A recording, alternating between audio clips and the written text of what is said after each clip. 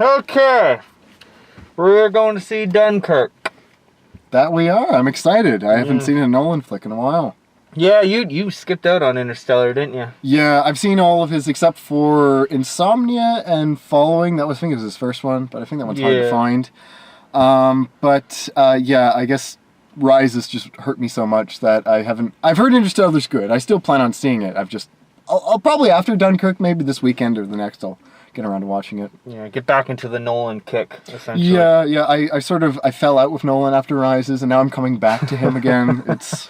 Oh, and you were saying with Nolan that you thought like his more personal works was better than his Batman ones? Yeah, like I love his Batman movies, don't get me wrong. I think The Dark Knight is still one of the best movies. And I think Batman Begins is very underrated. Oh, yeah. They're both those two. I like those two and Tim Burton's two like equally. They're both on different sides of the spectrum. You've got the sort of realism and the gothic. Yeah. But both of those But yeah, Nolan's... But I agree, like... His personal works are a lot more stronger, I feel. Because obviously you can tell, like, that's where he puts more of his heart into. Like, Memento, Inception, Interstellar. Like, you can tell, like, he definitely... That's where Nolan is on prime display. And this is one of those cases where it's definitely a personal project for him. Yeah, I need to do a plug-in, too, for The Prestige. I know some people maybe don't like that one as much, but... It's not that I didn't like it. I always forget it. I literally know nothing about this movie. Like, I don't know the historical significance. All I know is it's a Christopher Nolan movie, and that's more than a reason enough to go see it. Oh, I know. Theaters, yeah, well, I know a little bit about the history, not too much, but I guess go into it. I guess but is it spoilers if you're talking about history? Spoilers, not the really. Allies win World War II. Yeah. From what I understand, Dunkirk was, I guess, setting the stage. This is 1940. At the time, the German army seemed like unstoppable. They had been rolling through, Belgium, like shortly after, like what happens in the movie. Like France, like surrenders a few weeks later. Yeah. So it's a really grim time in history. But what happened was, so they're all at this town in Dunkirk, which I think is in northern France, I believe, and there was. And so there's this massive evacuation that was done from the British government. And there was for British, French, Belgian, and Canadian troops. And they sent all their fleet that they could, any boat they could, fishing boats, pleasure boats, that, from citizens to just get out there and bring those soldiers back. And it was over the English Channel, which is not easy. I've been hearing about that, even though on paper it looks very close. Yeah. It's quite a treacherous water. Plus the Germans are advancing. And within a few days, they managed to bring over 300,000 soldiers. I think people described it as a miracle. Like, and I didn't know how significant it was either, but with this movie coming out, I was talking to somebody, and they're like, had they not been able to pull those soldiers out, like, at that point in the war, like, the war could have turned out very differently had that not happened. Interesting. The more I hear about, like, sort of ideas that Nolan had, the idea for practical effects, the sort of, and the sort of ways I think he's trying to approach this. I mean, we'll talk about it after the movie to see if he actually does do some of those things. But honestly, I'm really looking forward to it. And I think this might be a little ludicrous to say, but I think this movie might be better than Pirates 5. Yeah, I don't know. That's a very hard act to follow. There'll be that one person like, no, actually, Pirates 5. I actually thought that Pirates 5 is a very intellectual experience. You just don't get it, alright? Typical YouTube comments. I don't know, like, what else can we talk about? I'm happy Cillian Murphy is in this. I don't know why. You like him, don't you? I really do. I guess ever since I saw Batman Begins, like... The Scarecrow. Yeah, he plays the Scarecrow. And I know he's an Irish actor. I should see more of his movies, but I just like him a lot. I think he's just got a really good presence. I guess. It depends on the role he's playing, personally. Well, I know there's some He's got a very good, threatening presence. I don't know how he is in other films. Like, I remember watching Inception, and he's in that, and it's like, yeah, it's a good performance. But then you watch films like Red Eye, or the Batman movies, and it's just like, man, like, he plays a good villain. Tom Hardy's also in this, and you and I were discussing that on the way here, and I personally think he's a very good actor. I think people tend to overhype him a little bit. I mean, there's been a lot of movies where he I feel like he phones it in. With his mumbling? With his oh my... I'm sorry to tell this, but isn't he a pilot? I mean, the World War II pilots had... Oh, he's wearing... What is it with Tom Hardy movies? They always got to put shit on his face. But, I mean, at least in this movie, I mean, that's what pilots wore. Yeah, I guess, but still, it's maybe it's in his contract. He's like, I'm not doing this movie unless there's something that I can mumble. It's like, can I be chewing gum? I guess I can't really complain because, you know, I'm talking through something, so I guess that's a bit hypocritical of me. Anyway, well, this has gone on quite a bit for first impressions. So, yeah, Dunkirk. We're both very excited for it. Mm-hmm. It's Christopher Nolan. We both obviously are a big fan of the guy. And hopefully it lives up to the hype. So yeah, like I guess it's like a film buff thing. It's like in Nolan's name. All right, we'll see you guys when we get out of the theater.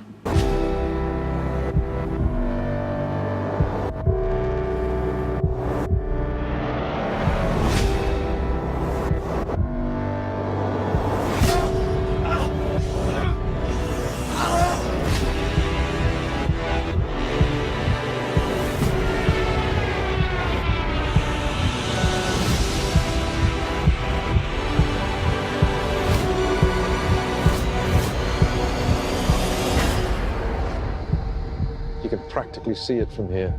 What? Home.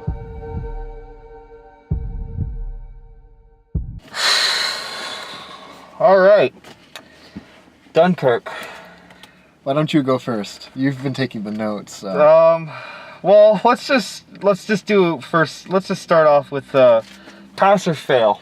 Did you like it? Did you hate it? Honestly, I think it's one of the best films Nolan's ever done. Really? Yeah. Okay. Not the best, but I think it's definitely one of the best. His strongest? For sure. I don't know. I feel very half and half about this film because on some sense, it definitely, like, one of the first things that I wrote here was Nolan definitely listened to a lot of criticism on his previous films, especially about the whole, like, you're very exposition heavy and you're very dialogue driven stories and stuff like that. And this film, there's not a lot of dialogue in here. I was actually really surprised how much the film was told visually. And honestly, it didn't need the dialogue either. It drove the story. Yeah. Like, and these aren't by any stretch of the imagination complicated stories. I mean, most of one of the things that I really liked about this film was that it's 3 stories told separately, and then eventually they kind of like intertwine. It's one of those movies. And I think it's very tightly done though. Like it connects in a way that I think Nolan has tried to do that weave thing before, but I think in this one it actually crystallized in a way. Like besides the first scene when you set up, which is fair, you set it up. After that, when it intercuts between them, it meshes in a way. Yeah, no, absolutely. And there's like it's kind of interesting because he plays with time a lot. Like there's certain things. There's 3 stories going on. Essentially, there's a story on the beach, there's a story on the ship, or on a boat, and then there's a story in the sky. And I was actually kind of surprised that where the story in the sky, there's a pivotal point that happens in that where the first pilot crashes into the water, and you see the boat from the story in the water. And that happens like the first 20 minutes into that particular story.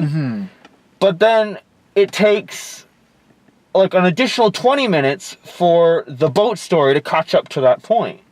Yeah, so I forgot about that. Yeah. And I thought that was really interesting. And the reason he does that is because there are certain parallels that happen in the story that make sense when you run them side by side. Absolutely, yeah. Like, what did I write? I wrote that down in one section. I wrote, the pilot, he falls and, like, the water is pouring into his thing, and at the same time, on the story on the beach is when they're in the boat and they're in the capsized boat and it's floating. Water, they're drowning. Yeah, they're both 2 characters, 2 different stories are essentially drowning. No, I thought that's why I thought the weaving of the stories worked so well. Oh man, the editing in this movie was phenomenal. The one thing I was about to say is, not just the cinematography, which is of course gorgeous because Nolan really knows how to shoot, but I really wanted to talk about the sound design. I mean, I was just gonna say that because I think the thing is too, a lot of war movies, they don't really address the sort of horror of war in terms of the sounds and everything, but the shriek of the planes and the sounds of the mortars and... Oh man, every time you hear a plane's engine, you freak out. One of the things I noticed, especially in the opening scene of that movie, every single gunshot pops. Yeah. Like, it's loud. Like, most war movies kind of dull that down, and it becomes kind of like, it's essential, but at the same time, like, when... I don't know if it was just the fact that we saw it in AVX, or if this would be like that in all theaters playing this movie, but, like, just every time a gun popped, you almost had this, like, gut instinct of just, like, holy shit, like, oh my god, like... I think they did a good job in casting in the fact that so many of the soldiers, and I think because a lot of war movies don't get it right, especially with World War II, is how young all these boys were, like, basically boys. They're younger than us. They're kids. Serving, right? And that was most people. Like, you know, when my grandfather served and stuff like that too, he would have been in his early 20s. But in all these movies, they're like in their 30s. And it's like, no, these are very young people. Because the thing is too, is it showed soldiers trying to flee, you know, this absolutely horrific situation. I think that was another thing the film did very well, is because it didn't have scenes of Churchill or all the famous world figures. It focused on the people on the ground, which really gives that sense of fear and hopelessness. And I love how the film doesn't judge these people. No. Even when there's the people going through shell shock and everything, even people, even if they're doing things we don't approve of, everyone, and I think like some of the older people in the movie probably who would have served in the First World War were like, no, just give them space. They're not themselves.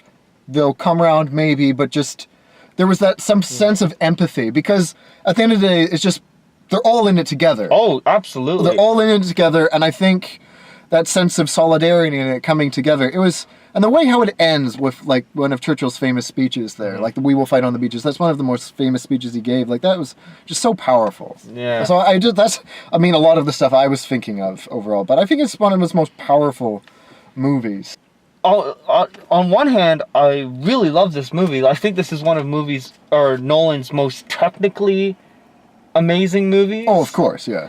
So I'm interested to hear the mixed things you had, because at least for me, I'm more on the gushing side. Like, I literally think that is one of the best movies he's ever done. Maybe because it's very much him, but the fact that he's clearly done something quite different and ambitious. Well, yeah, that's the thing, is like, this is, first of all, let me commend the fact that this is a very different war film. This is not very a war much so, film. yeah. We don't really see a lot of war films that are kind of like slice of life, which is what this film essentially is. Like, you feel like you're really there. Oh yeah, absolutely. And like, you definitely feel like, okay, I'm gonna get into what I feel. It may be this film's only flaw, but I feel like it's a pretty big size flaw. Sure. And that is, it's kind of unavoidable in a sense when you have these kind of movies where you have three different stories going on at the same time, and that is that eventually you start to be more interested in one story over another. Okay, yeah, that's a fair criticism. And for me personally, I think it was the airplane story, the story in the sky. That was your favorite? No, that was my least favorite. Oh, okay. I think my favorite one would probably be the story on the boat. I think that one was the strongest, especially in terms of character. And that's the one. That's the other. That kind of goes into my other flowers. There's not really a strong character in this movie. No, that's fair. Yeah. Like the pilots, I think one of the reason that story works the weakest for me was because I didn't really know anything about the pilots other than what they do. Yeah. Yeah. At least with like the other stories, there was kind of some semblance of character. Like on the beach, it's just a kid who wants to get the off that beach. Oh, yeah. And that's automatically relatable because you've already seen up at this point how difficult life is on that beach. It's difficult to take a dump on that beach.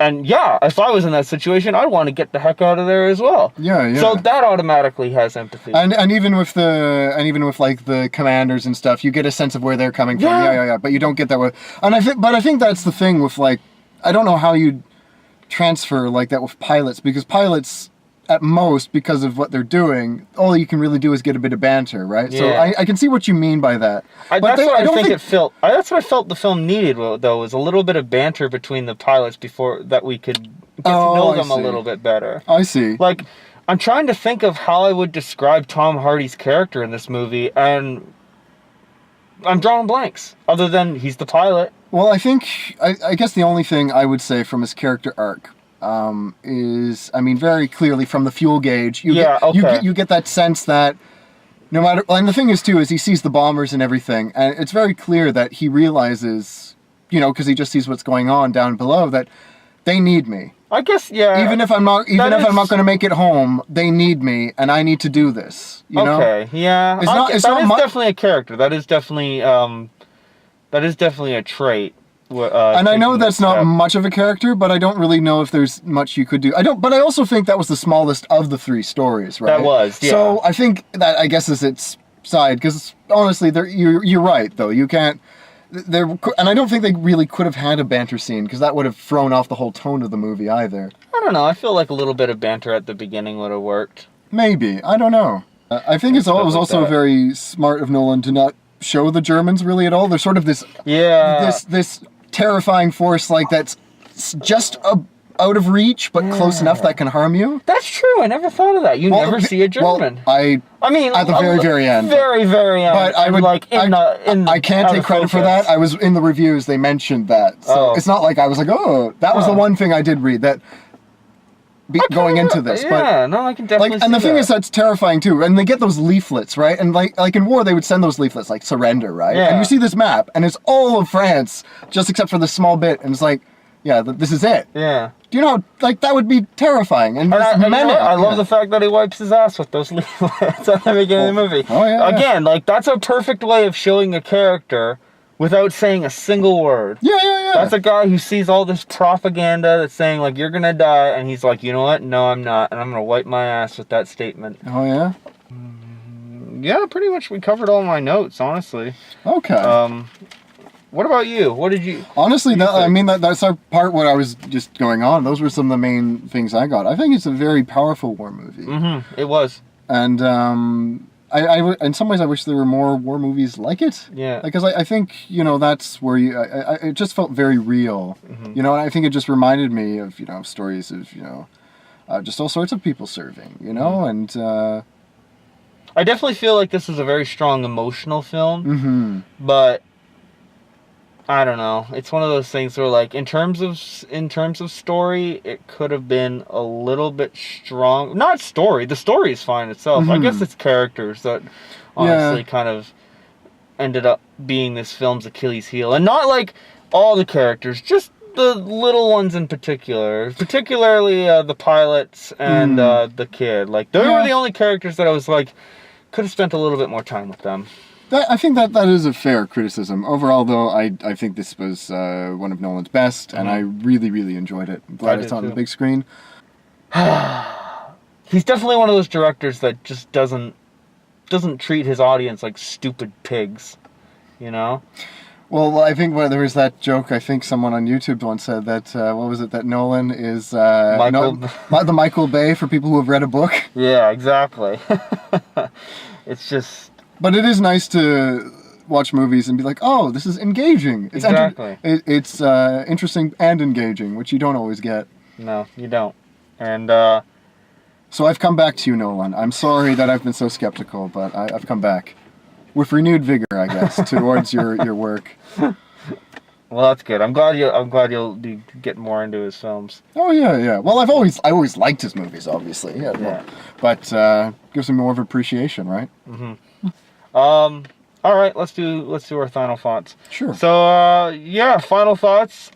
I thought it was pretty damn good. Very good movie. It had little itty bitty flaws, but most of the flaws I would say don't necessarily ruin the film itself.